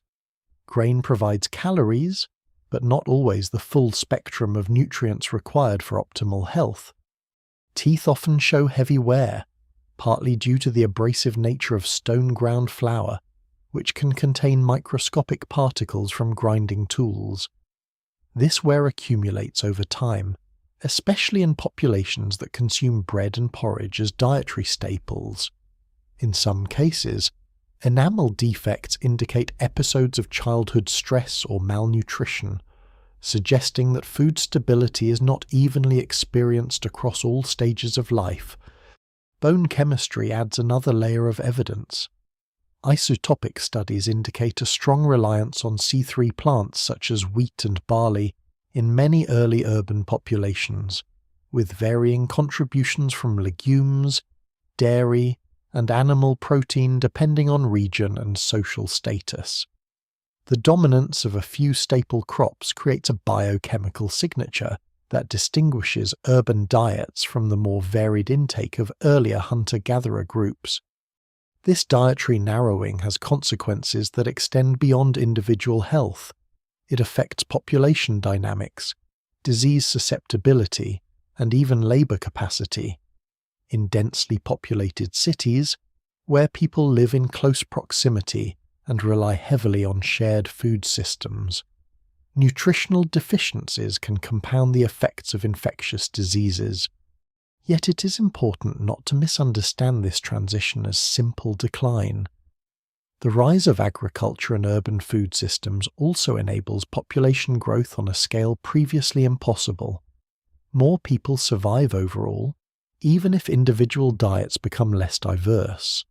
It is a trade-off between stability and variety, between predictability and nutritional breadth. One of the most significant changes visible in the biological record is the increase in dental disease. Carbohydrate-rich diets, particularly those high in processed grains and fermented products, contribute to higher rates of tooth decay in some early urban populations. This contrasts sharply with earlier diets based more heavily on wild foods, which tend to produce different patterns of dental wear and fewer cavities. At the same time, evidence suggests that some populations begin to adapt gradually to these dietary changes. Lactase persistence in certain regions, for example, reflects a long-term interaction between human genetics and food systems involving dairy consumption. While not universal, such adaptations show that the relationship between diet and biology is dynamic, not fixed. Urban diets also influence physical growth patterns.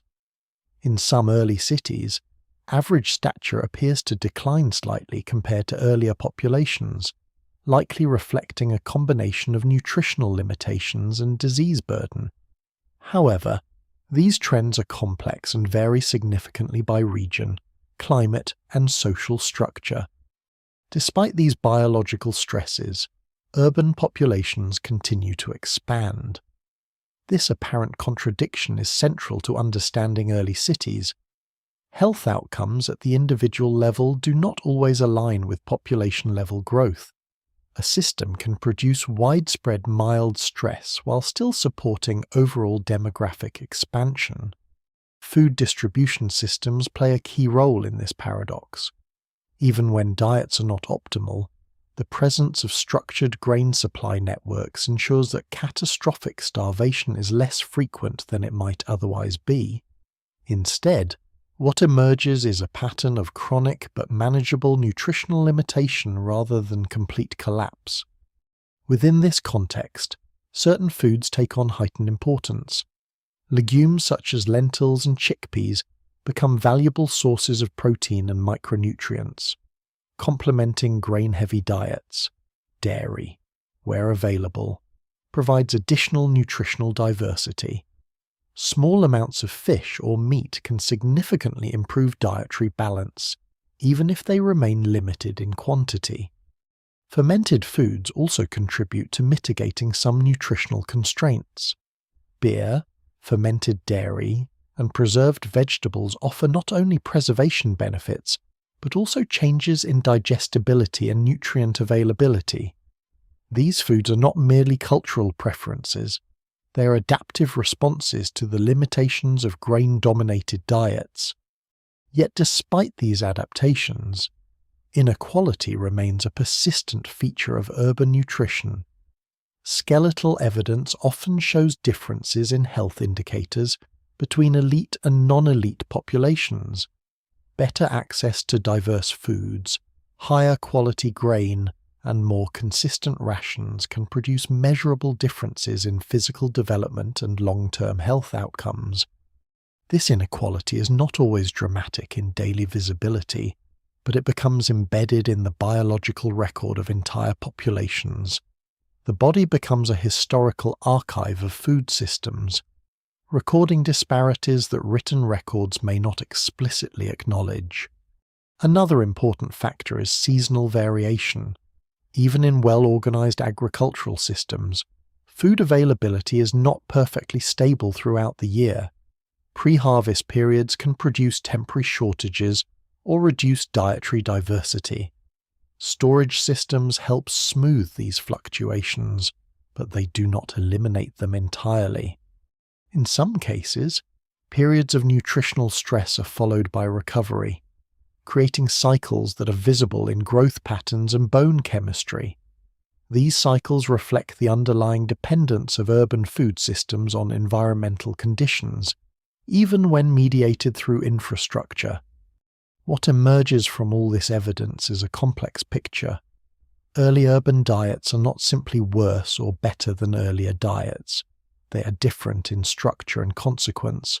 They support larger populations and more complex societies. But they do so through systems that introduce new forms of stress and inequality. The human body, in response, becomes both resilient and constrained. It adapts to grain-based diets, incorporates new food sources when available, and continues to function within the limits imposed by urban food systems. But it also carries the marks of those systems in its very structure. As cities continue to grow and food systems become increasingly centralized and managed, the body remains one of the most reliable witnesses to what people actually ate, not in theory, not in records, but in lived biological reality. And in those quiet traces preserved in bone and tooth, the story of the first city's diets becomes something more than economic or cultural history. It becomes a record written directly into human biology itself. Food in the earlier cities is never purely physical. It is always tied to meaning, to obligation, and to something larger than survival alone. In the spaces between granaries, markets, and household hearths, eating becomes part of a wider system of belief that binds human communities together in ways that go far beyond nutrition. In many early urban societies, meals are closely linked to ritual practice. Grain, bread, beer, and livestock are not only consumed for sustenance, but also offered in structured acts that connect human survival to divine order. These rituals are not separate from daily life. They are woven into it, shaping when food is eaten, how it is prepared, and even who is allowed to consume certain portions. Archaeological and textual evidence from early civilizations such as Mesopotamia and Egypt suggests that temples often functioned as major centers of food production and redistribution. Grain is stored, processed, and transformed within these institutions, not only for labor rations but also for offerings. In this system, food becomes a bridge between the human and the divine, reinforcing the idea that survival itself is contingent on maintaining cosmic balance.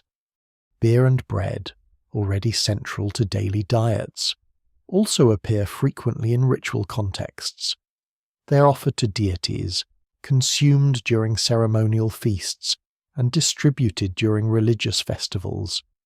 These acts are not symbolic in a purely abstract sense. They involve real calories, real grain, and real labor.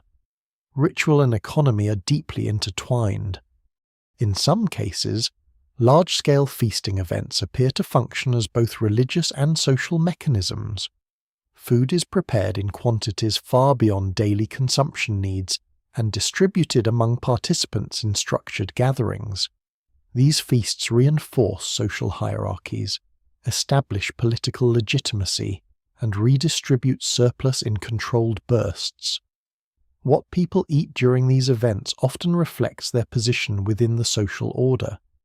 Ritual consumption also helps stabilize food systems psychologically. In environments where food security depends on unpredictable environmental conditions and complex administrative systems, ritual frameworks provide a sense of continuity and order. The act of offering grain or bread to a deity reinforces the belief that agricultural success is not entirely random, but part of a structured, meaningful system. At the same time, food becomes embedded in moral and cultural expectations. Certain foods may be associated with purity, status, or sacredness, while others are restricted or regulated. Dietary rules begin to appear in some early societies, shaping what can be eaten, when it can be eaten, and under what conditions. These rules vary widely across regions, but they consistently reflect the integration of food into broader cultural systems. Feasting and fasting cycles also emerge as part of this ritual landscape. Periods of abundance are marked by communal consumption events, while periods of restriction may be tied to agricultural cycles or religious observance. These patterns create rhythms of consumption that align with both environmental and social calendars. Within urban centers, food distribution during rituals often mirrors existing social hierarchies. Elite groups may receive preferential portions, higher quality foods, or exclusive access to certain offerings. At the same time, participation in shared rituals reinforces collective identity. Even within unequal systems, food becomes a tool for both inclusion and distinction. One of the most important consequences of this ritualization of food is the reinforcement of centralized authority. Temples and administrative institutions that manage food distribution gain not only economic power, but also symbolic legitimacy.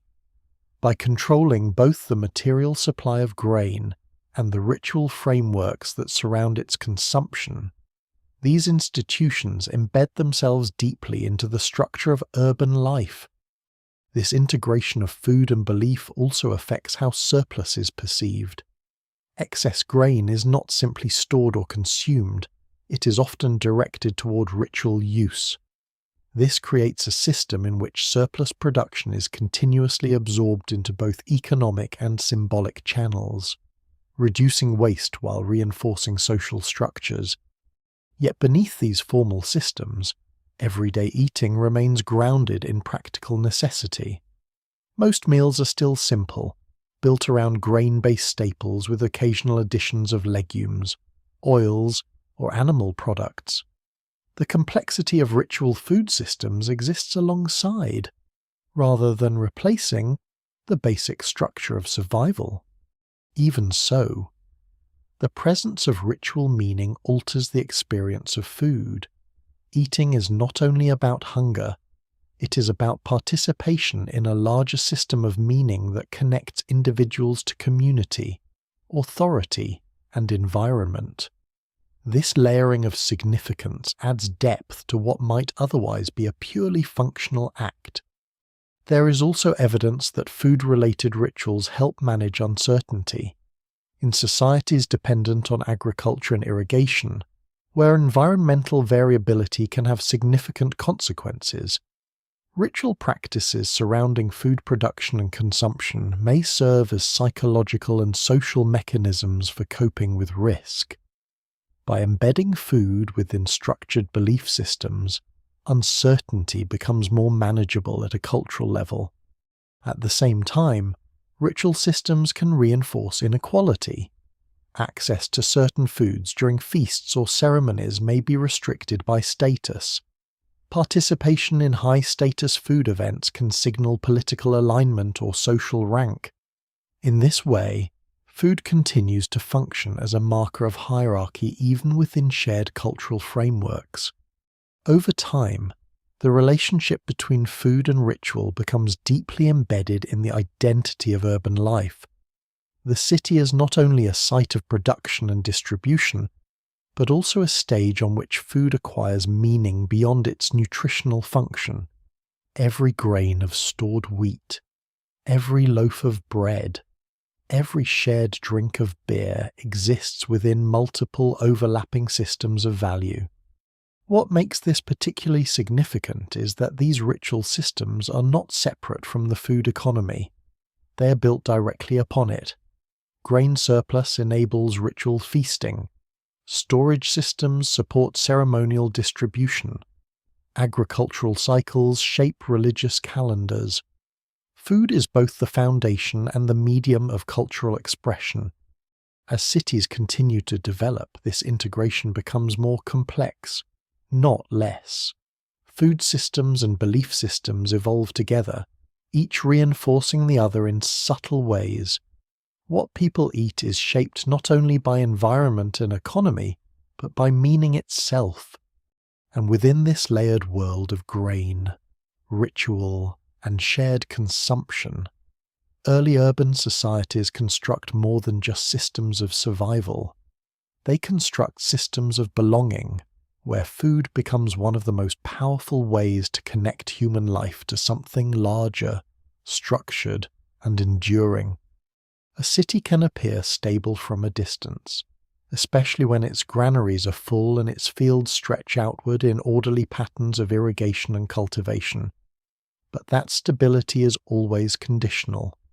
It depends on rainfall that arrives on time, rivers that behave predictably, labour that continues uninterrupted, and storage systems that remain intact.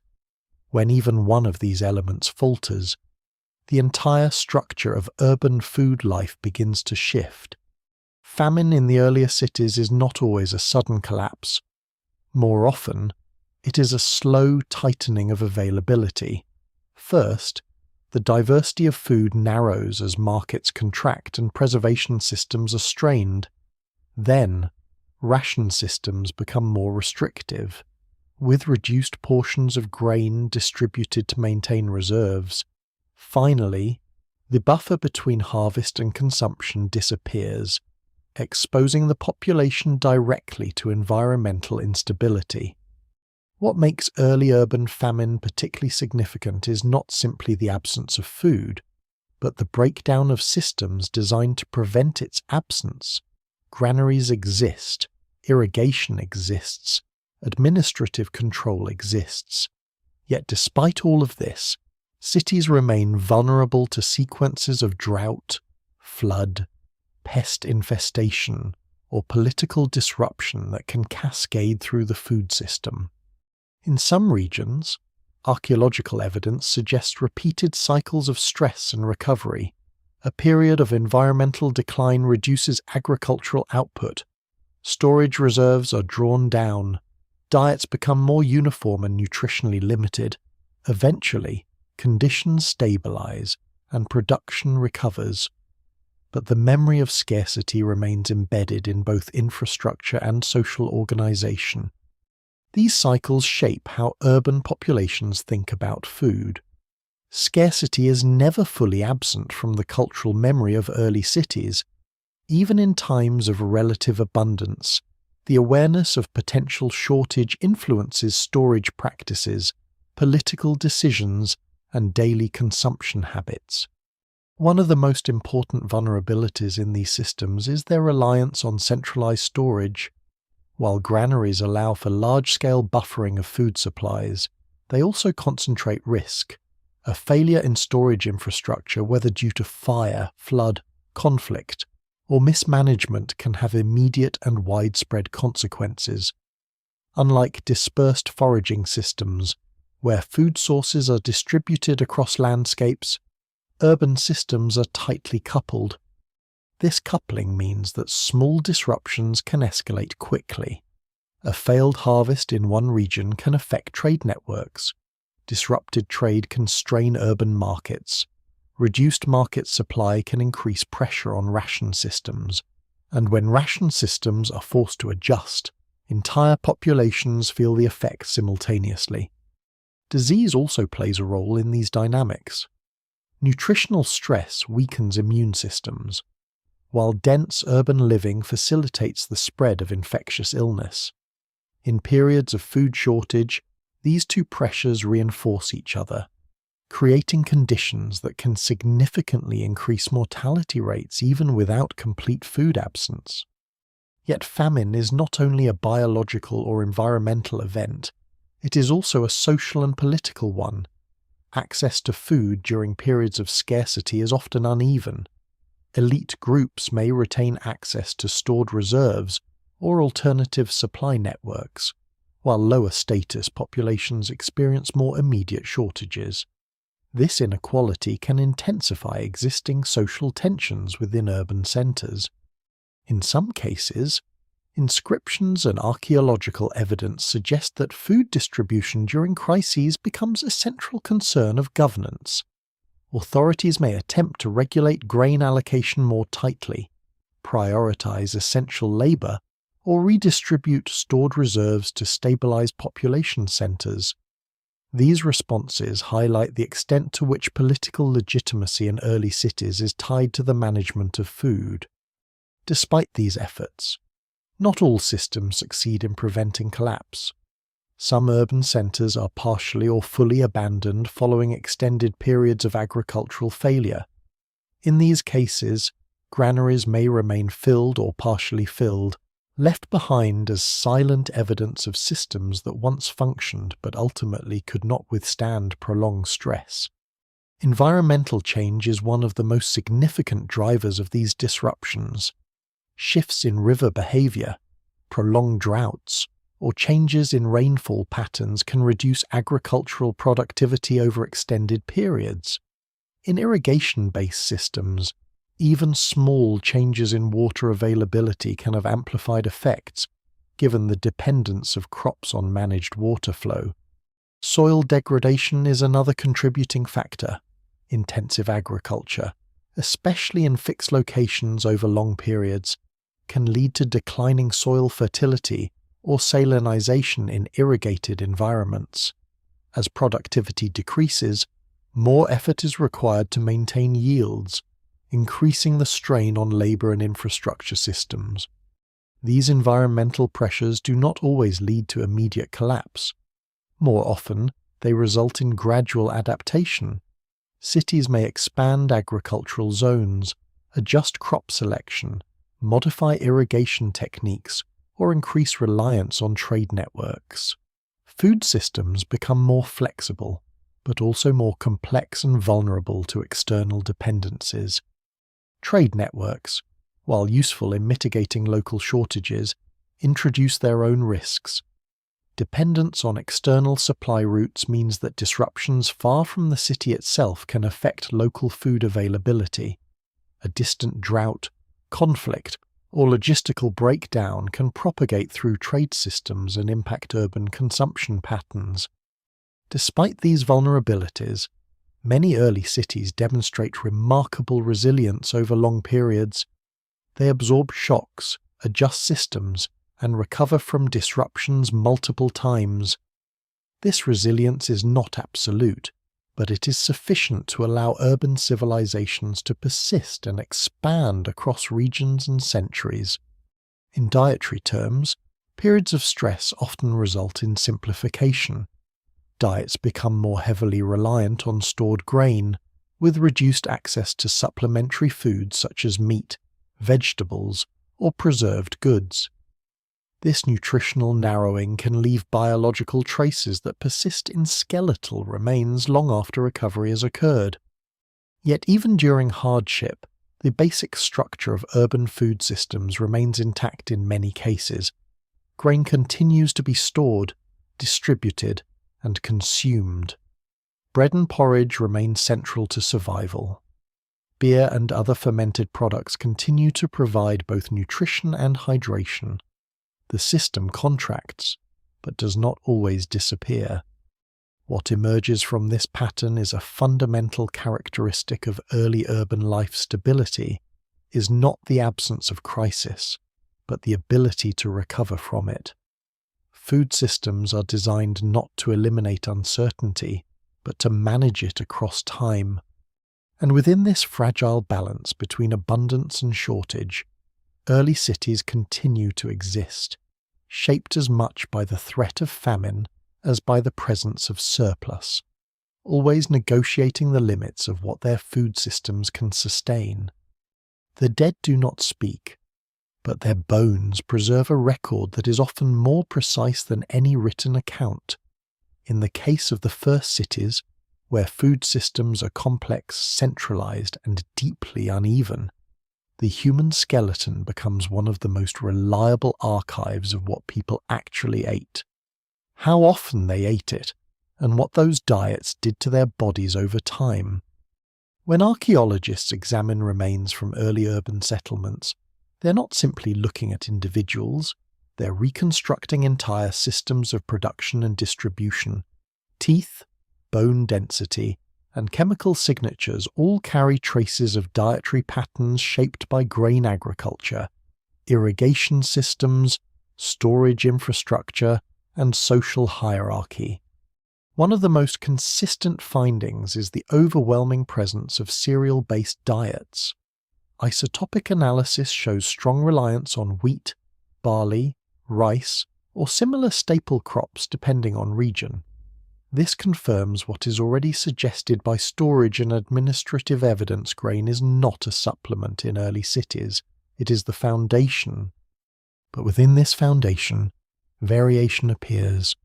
Some individuals show signs of more diverse diets, including higher levels of animal protein and plant variety. Others exhibit more restricted nutritional profiles dominated almost entirely by grain-derived calories.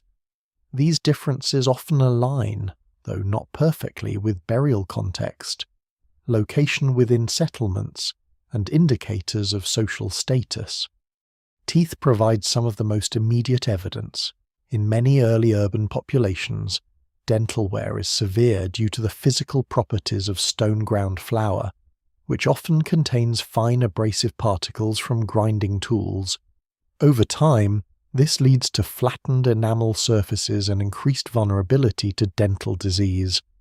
Cavities become more common in grain-heavy diets, particularly where fermented products and processed carbohydrates are central to daily consumption. This pattern contrasts with earlier hunter-gatherer populations, where dental wear is present but cavities are less frequent. The shift reflects not only food type but food processing methods. Bone chemistry adds another layer of insight. Isotopic signatures reveal long-term dietary composition, showing the proportion of plant versus animal protein consumed over years or decades. In many early cities, these signatures confirm a strong dependence on C3 plant agriculture, with limited but meaningful contributions from legumes, dairy, or meat depending on regional practices. Growth patterns in skeletal remains also reflect nutritional stress. Some individuals show stunted growth or signs of childhood malnutrition, suggesting that food access was not consistently stable across all segments of the population. These patterns do not necessarily indicate famine conditions at all times, but rather fluctuations in diet quality and quantity during critical developmental periods. One of the most important insights from skeletal evidence is that urban diets are not uniform across populations. Even within the same city, there can be significant differences in nutritional outcomes. This reflects the layered structure of food distribution systems, where access depends on labor roles, administrative allocation, trade participation, and social status. At the same time, the overall picture is not one of collapse, but of adaptation. Populations continue to grow and persist despite nutritional limitations. This suggests that early urban food systems, while imperfect, are sufficiently effective at preventing widespread starvation under normal conditions. However, the biological record also reveals vulnerability. Periods of nutritional stress leave detectable markers in bone growth and enamel formation. These markers often correspond to environmental disruptions, harvest failures, or systemic strain within food distribution networks. The body records these events long after the administrative systems that caused them have disappeared. Another important finding is the evidence of seasonal variation in diet.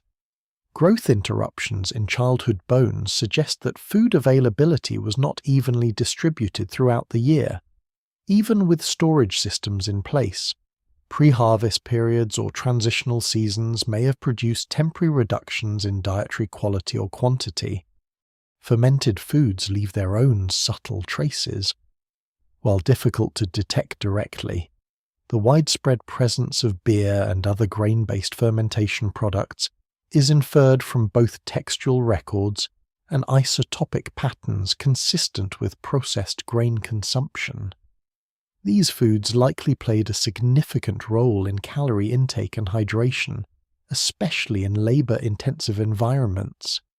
In some regions, dental evidence also suggests patterns of heavy wear consistent with gritty, minimally processed foods, reinforcing the idea that food technology varied widely across early cities. Not all populations had equal access to finely processed bread or filtered grain products. What emerges from this biological evidence is a layered picture of urban nutrition. It is not simply about what food existed, but about who had access to which forms of that food, and under what conditions. The body becomes a kind of passive witness to systems of inequality, recording differences that are not always visible in administrative or architectural remains. A skeleton does not record ideology or policy. It records intake, stress, growth, and deprivation. And when these records are combined across entire populations, they reveal a central truth about the first city's food systems were powerful enough to support large, complex societies, but uneven enough to leave lasting biological imprints on the people who depended on them. In this way, the story of what people ate is not only a story of agriculture, storage, and trade. It is also a story written quietly into the human body itself, preserved long after the cities that created those diets have changed or disappeared. A city does not only feed its people, it teaches them how to be fed. By the time the first urban civilizations reach maturity, food is no longer something that simply arrives from the landscape. It is something shaped by canals, measured in granaries, processed in ovens, exchanged in markets, and embedded in ritual life. It is also something written into bodies, into hierarchies, and into the slow architecture of daily expectation. What began as scattered experiments in settlement has become a fully structured food world. Grain fields stretch beyond city walls in carefully managed grids. Irrigation channels carve permanent lines through soil that once followed only seasonal rhythms. Storage facilities hold the surplus of entire regions. Bread and beer circulate as standardized forms of nourishment. Salt and fermentation extend the life of what would otherwise decay. Markets introduce flexibility into controlled distribution systems, and beneath it all, administrative records track the movement of every measurable portion of grain. Yet the most important transformation is not technical, it is psychological. For the first time in human history, large populations live with the expectation that food will arrive through systems rather than directly from nature. This expectation is not always satisfied equally, but it becomes deeply embedded in the structure of urban life. Survival is no longer tied to individual knowledge of landscapes alone. It is tied to participation in institutions that manage food at scale. This creates a paradox that defines early cities. The same systems that make large populations possible also introduce new forms of dependence. Irrigation increases agricultural output, but requires constant maintenance. Granaries stabilize supply, but concentrate risk. Markets expand dietary variety, but depend on trade stability. Ritual systems reinforce cohesion, but also structure access and inequality. Every layer of food organization increases both capacity and vulnerability at the same time. Over time, these systems become self-reinforcing. Agriculture expands to meet urban demand. Urban demand expands to match agricultural capacity. Population growth follows the rhythm of stored surplus rather than immediate ecological limits. Food becomes the engine of expansion, but also the constraint that defines its boundaries. Within this system, daily meals remain deceptively simple. Bread, porridge, fermented grain drinks, occasional legumes, and small amounts of animal products form the foundation of most diets. The complexity of civilization is not visible on the plate. It exists in the systems that make that plate possible. And yet, even within this apparent uniformity, variation persists. Social status, labor roles, geography, and access to trade all shape what individuals actually consume. Some live closer to abundance, others closer to limitation. Some experience dietary diversity, others live within narrow nutritional ranges defined by institutional rationing. What archaeology ultimately reveals is not a single urban diet, but a spectrum of diets shaped by overlapping systems of production and control. The first cities do not erase inequality, they organize it through food. Still, despite its limitations, this system represents a turning point. Never before have human populations achieved such density, permanence, and structural complexity. Never before has food been managed on such a scale. The ability to store surplus across seasons, to redistribute it across populations, and to transform it into stable urban life marks a fundamental shift in human history. But this shift is not without cost. The body adapts to grain-heavy diets but carries the traces of nutritional constraint.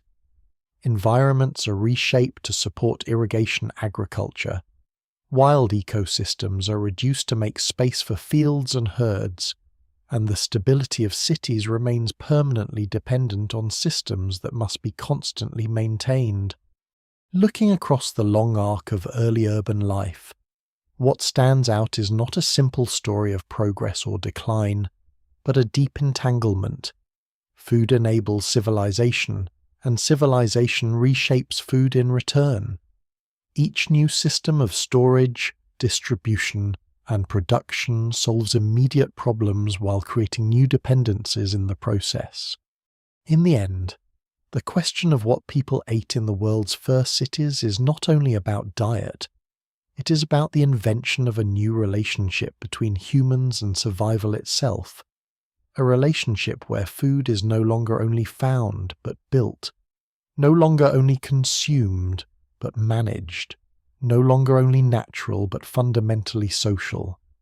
And as later civilizations inherit these systems, refine them, and expand them across continents and centuries, the quiet structures formed in the earlier cities continue to shape every meal that follows. The grain fields change, the rivers shift, the cities rise and fall. But the logic of food that began there remains.